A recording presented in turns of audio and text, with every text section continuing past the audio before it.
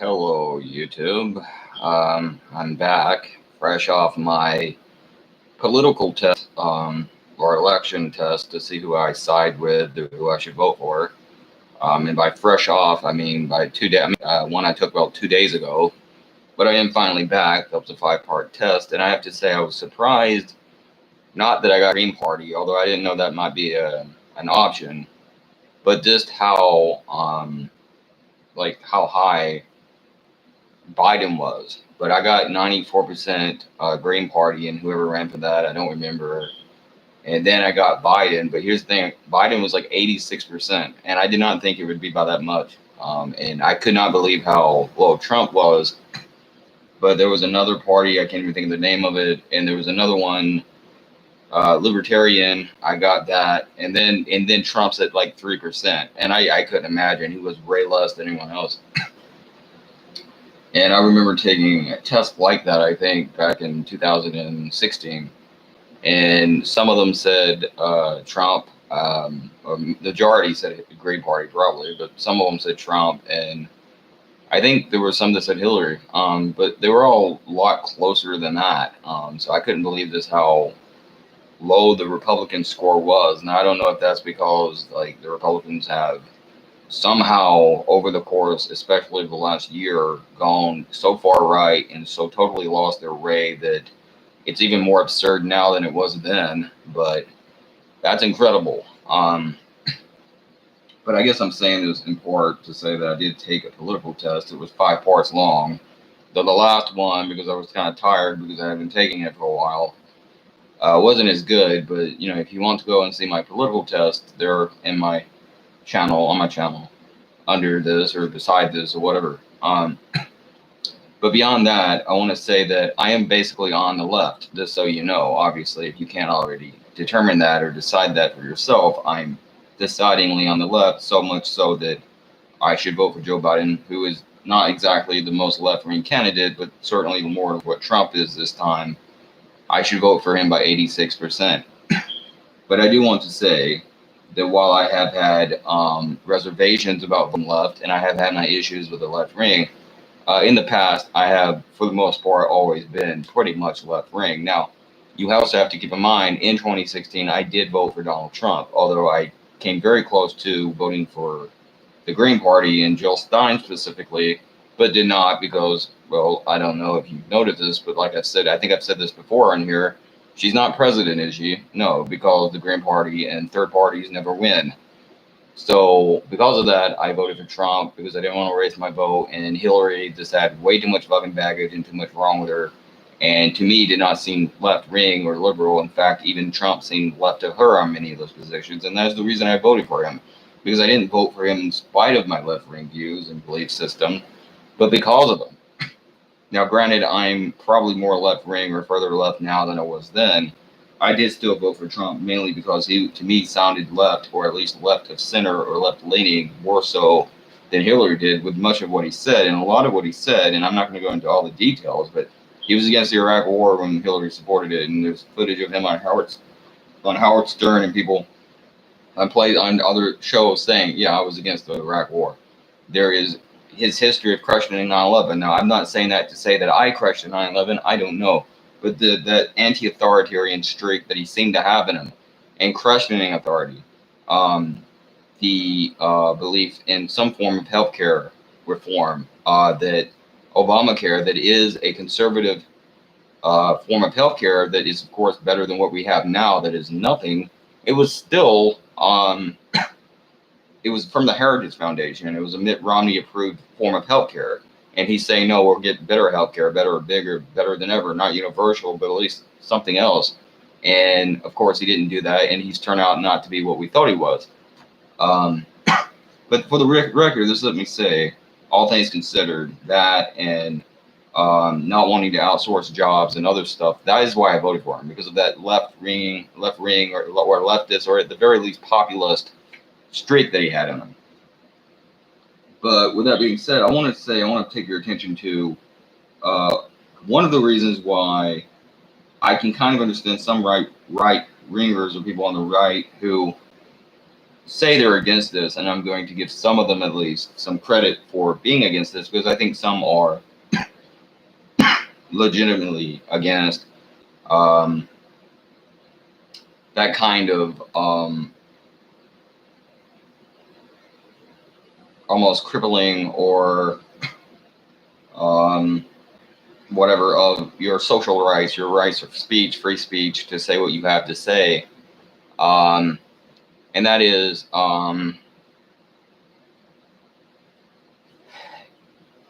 recently, two people, and I don't know their name. I know Secular Talk, I assume, knows them, and I don't know much about them. I can't remember their name, and I don't know as much about them. I think, by the way, I think one of them is black.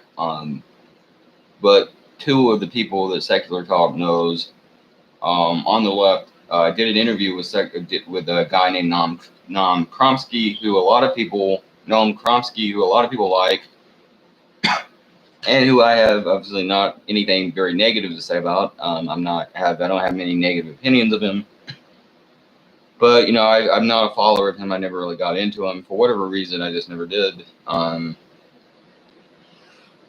But I know he influences a lot of people, including Secular Talk.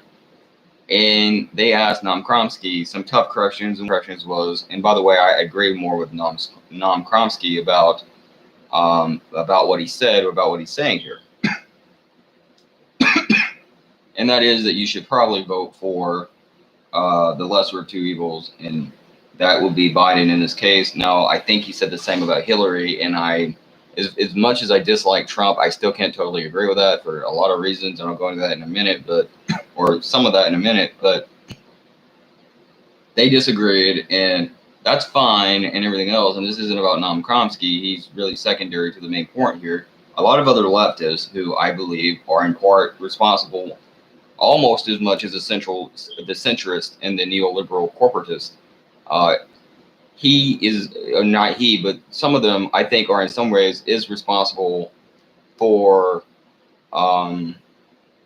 this, as the neoliberals are. And that is to say that they attacked these two people. They attacked the two individuals. Almost got two people there. God forbid that ever sticks. But anyways, the point I'm making, or what I'm saying here rather, is this is a mess. This entire video is gonna be a mess. Bear with me. They basically attacked them. They were very attacking them, and what they amount to is lemmings. And I know Secular Talk was very critical of them, and about their basically these people's ability to ask someone a question, because they were asking questions. They were really doing in a lot of ways what they should do. And then the main thing I want to make this about is a guy named Tim Rise. And to start with who Tim Rise is, I don't talk about him much because I don't really care, and I largely concentrate on the right wing these days, to be honest. And anyways, his entire thing is, of course, much different from Secular Talk, and it's a lot different from what I do. He doesn't talk about economics at all. He doesn't even talk about broader social issues. Almost all of his issues deal exclusively with race. And honestly, in my opinion, I think he is what the right wing would consider a race hustler. And he's a white guy, and he's constantly attacking and throwing whites under the bus. And I guarantee you, he's making a pretty penny. But one of the things I remember Tucker Carlson saying and talking about him doing, and I'll come back to Tucker Carlson actually in a minute. Not that I'm approving of him, because of course I think he is a conservative charlatan, and I think he's a person that uses some left-wing views and populist opinions and some real truth to largely make a broader right-wing view, and then bring that around to you should vote for Republicans, even though you shouldn't, because he's a propagandist, basically very much the same as someone like Goebbels and other people in the Nazi Germany. He's very much the same as that, if you really want to know the truth in some ways. But one thing he did say was, he talked about once Tim Rise. They posted literally a picture of, like, I think it was like a 9-year-old, I forget how old she was, but like a small white girl with a sign around her, blonde and all that shit. And she has a sign around her neck saying privileged. And she's kind of kneeling, and I think she's doing like hands up or some shit, And she's just, it's very, this is their opinion of this does something. No, actually, this doesn't do anything to help black people, and this certainly doesn't do anything to help fight against real police abuse and police brutality, whether it be against black people or anyone else. And it doesn't do anything to fight against the private prison system in the criminal industrial complex and to fight for real prison industrial or criminal industrial or basically criminal justice reform. Because we do have huge issues with criminal justice in this country, and in many cases, and in some cases, that is very racial. But having a little kid act as though she did something and putting her out there point blank center for people to almost condemn or to be mocked and to be judged for something she had nothing to do with, basically for her racial skin color, especially since you, the white parent, obviously decided to have a white kid. You're the, obviously, she wouldn't be here. That's very hypocritical, and it's very unjust of you to do that. And you're not doing anything to actually help anyone. But this is the type of horse shit Tim Rise traffics and deals in. So he's not really doing very much to really deal with anything having to do with traditional, or when I say traditional liberalism, I don't mean it the way libertarians mean it, but real progressive in humanist, largely, basically pro-human ideals and interests and populist left. He doesn't do that. He's not talking about economics. He's not talking about things that would help not only black people in the inner city, but white people in the supposed Rust Belt or in the Appalachians and in parts of the South and in other lower income, southern places and other places that are really being hit economically, including North Carolina, for example. We had, even before the economic collapse, 15 to 25% of the public living in trailer parks, living in trailers. I think that's higher than other places. They were in poverty and lower class. Even before that, you can imagine where they're at now. You have severe economic issues dealing with drugs, issues dealing with other things. Even I had a sister actually who died from taking bad drugs. There's a lot of issues there that white people have as well. And also, this would help them. This would help lower income Native Americans living in low-income Native American reservations, lots of Native American reservations that are very poor, that need help throughout the country, that people are not doing to help, that have went under the radar. Again, the Keystone Pipeline, water is life, screwing with the reservations, trespassing on what should be private Native American territory, the mistreatment of the Hispanic and Latino people, deportation of Latino people that in many cases have been living here for many years. Some of them have paid taxes, who even Ronald Reagan said, let's help them live here and find some, whether he meant it or not, he said, let's help these Hispanic people live here and find reasonable ways for them to pay into the system, pay taxes while they live here and work and make a living, and then pay income, or pay taxes and things of that nature. And the people that have been totally fucked over by this system. No, he's not interested in that. To get back to the original point, I went way off track. No, he's interested totally in race and talking about black people and dividing up blacks and whites and totally fucking throwing the entire thing into chaos. And he's one of the reasons why Trump is president, and part of the reason why the Democrats have spent much of the last decade losing their ass after gaining a supermajority as well as the White House in 2008, in 2012, barely keeping it, and then losing our ass in 2014 and losing it until now. That is largely what Tim Rise deals in. So, anyways, he makes everything about that. And the bottom line is he's going to now lecture these people, and he says, no, you're idiots for asking Don Kromsky these tough questions, for asking him these things that need to be asked, for giving him hard-hitting questions, and sticking to your guns, and debating him, and being fucking journalists, the same thing we need more of in this country. And you wouldn't have had so many of the fucking problems you have now. You probably wouldn't have Trump as president. But no, we don't want to talk about that. No, they're the idiots because he's up here on his perch, and he's the hierarchy, and these type of neoliberals really is what they are. These identity politicians, these fake leftists, these identity politics, these collectivists, what they are is a form of elitist, smug elitists, and hierarchical identity politicians, and they are the people saying, no, you have to be part of us. They are a cult mindset, and they are lemmings. And people like him has made a hell of a living off them, and that's what this is. Tim Rise is basically a crook. And if you know much about these people, that is what they are. And he really spends most of his time, really, instead of going after the real capitalists and the gritty people on Wall Street and corporations that are creating real cultural and social harm, he would rather go after the Proud Boys or some other loser fucking inbred asshole in the middle of nowhere or whatever, because he would rather spend his days rolling around in the gutter with and fighting with a bunch of rednecks than goddamn it actually asking questions to real Republicans with real influence over their country. And that's part of the problem. But I'm going to end it there on that. But of course, they're going to condemn these two people. One of them, I believe, to be black, by the way.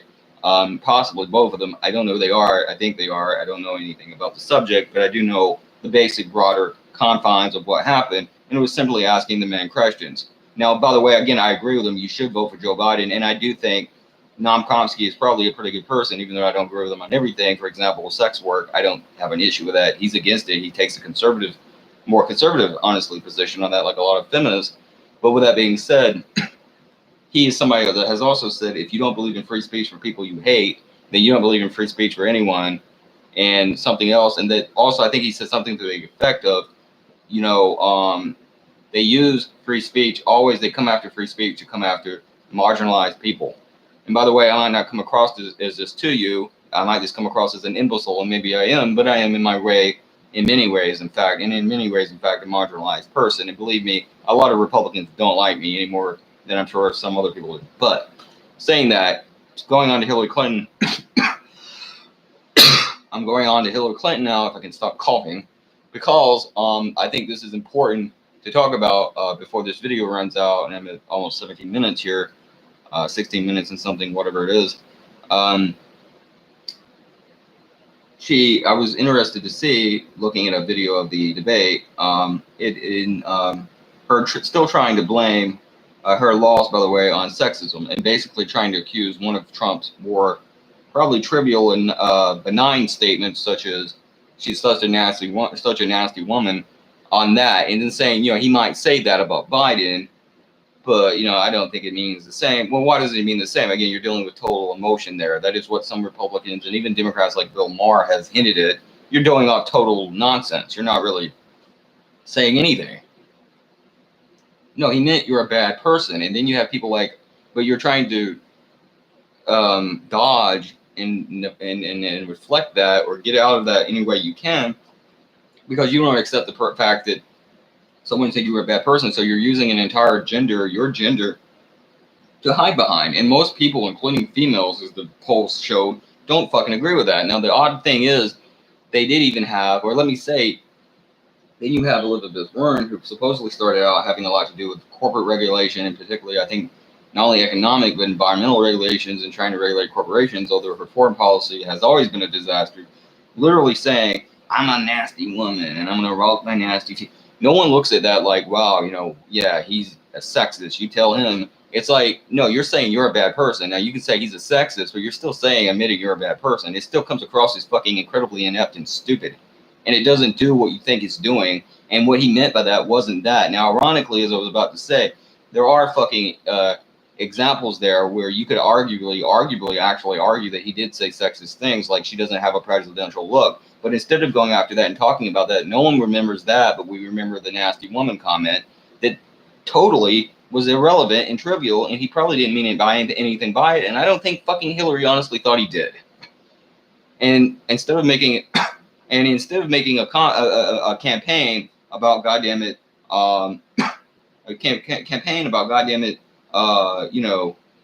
he's a fucking crook and he sends jobs overseas himself, and he says he's going to fight outsourcing, but he did it himself and he can't even stop himself from doing it. And, he did this and he did that. He's whatever. Instead of he said once he wanted to bring back waterboarding and worse. Instead of going after him for those legitimate things that he said that we look back on now as the absurd things they are, you said, no, he says shitty things, even though we do too. And that is the problem with this area of the left. They're smug elitists. They're arrogant. They're hypocritical, naive. They're overly simplistic, but make things complex they don't need to be. They're vain, vapid, and suck. And basically, they're why the left lost the last time, and the left might win this time, but only in spite of that, not because of them. And I'm only ending this video because I don't like to go past 20 minutes because, I don't know how that works, and it might not work the same. So I'm just leaving it there, but that's my opinion. So, P666. I had to make a video, so P666.